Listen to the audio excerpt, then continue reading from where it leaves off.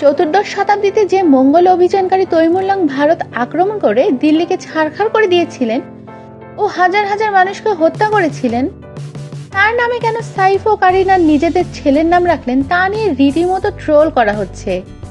তীব্র শ্লেষ ও আক্রমণের মুখে পড়তে হচ্ছে। বলিউডের বেবো ও ছোটা নবাব নামে পরিচিত যথাক্রমে কারিনা কাপুর ও সাইফ আলী খানের প্রথম সন্তানের জন্ম হয় 20 ডিসেম্বর মঙ্গলবার। আর জন্মের পরপরই তারা এক বিবৃতিতে জানান ছেলের নাম রাখা হয়েছে তৈমুর আলী খান পাতৌদি। ভারতের টুইটার আর ফেসবুক সঙ্গে সঙ্গে প্রতিবাদে ফেটে পড়ে। দুধর্ষ এক ভারত লুণ্ঠনকারীর নামে কিভাবে সাইফ ও কারিনা ছেলের নামকরণ করতে পারেন সে প্রশ্ন উঠতে থাকে অবিরত। কেউ বলেন পাকিস্তানও কিন্তু নিজেদের ক্ষেপণাস্ত্রের নাম রেখেছে তৈমুর। কেউ আবার মনে করিয়ে দেন মাত্র 18 বছর বয়সে তৈমুরলং নিজের মার মাথা কেটে ফেলেছিলেন, বাবাকে শেকলে বেঁধে বন্দি করে রেখেছিলেন জেলে। এমনকি রাস্তাঘাটেও সাধারণ মানুষ অনেকেই বলতে থাকেন এটা অন্যায়। দেশে যিনি হত্যাযজ্ঞ চালিয়েছেন তার নামে কিভাবে নাম রাখা সম্ভব।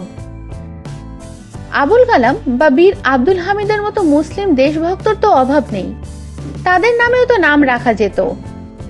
কেউ কেউ আবার বলতে থাকেন দেশের বুকে সাইফ কারিনা যেন ছুরি চালিয়ে দিয়েছেন, রাগে তাদের গা চলছে।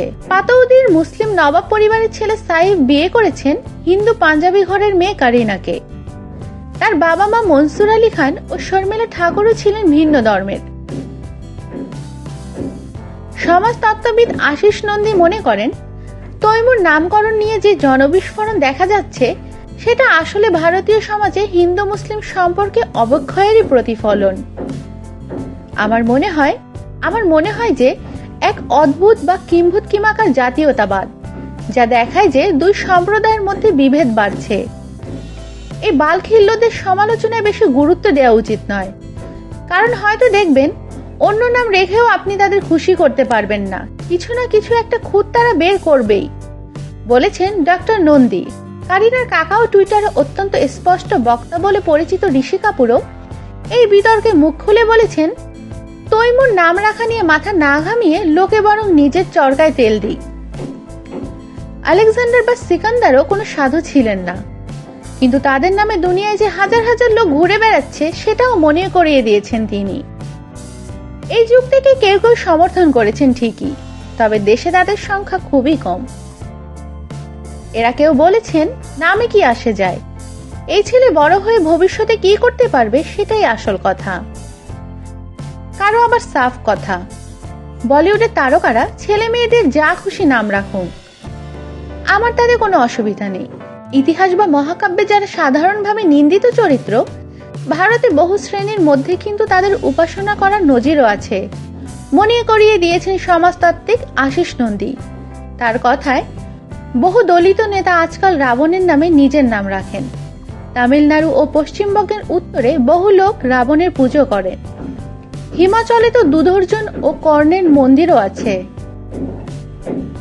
ফলে আমরা যাদের মনে করি খলনায়ক তারা কিন্তু সবার কাছে ভিলেন নন। সমাজে এগুলো চিরদিনই ছিল, তবে এখন এই বিভেদটাকে উস্কে অনেকটা মধ্যযুগীয় ইউরোপের পরিস্থিতির মতো করার চেষ্টা হচ্ছে, যেমনটা সেখানে ছিল ক্যাথলিক ও প্রোটেস্টান্টদের মধ্যে বিভেদ, বলেছেন ডক্টর নন্দী। ফলে মাত্র 2 দিন বয়সী একটি বাচ্চার নামকে ঘিরে ভারতে যে বিতর্ক শুরু হয়েছে সেটা আসলে সমাজে বৃহত্তর পরিবর্তনের দিকেই ইঙ্গিত করেছে বলে পর্যবেক্ষকদের অভিমত।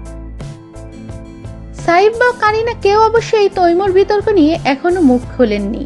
আমাদের সাথেই থাকুন আর সাবস্ক্রাইব করুন।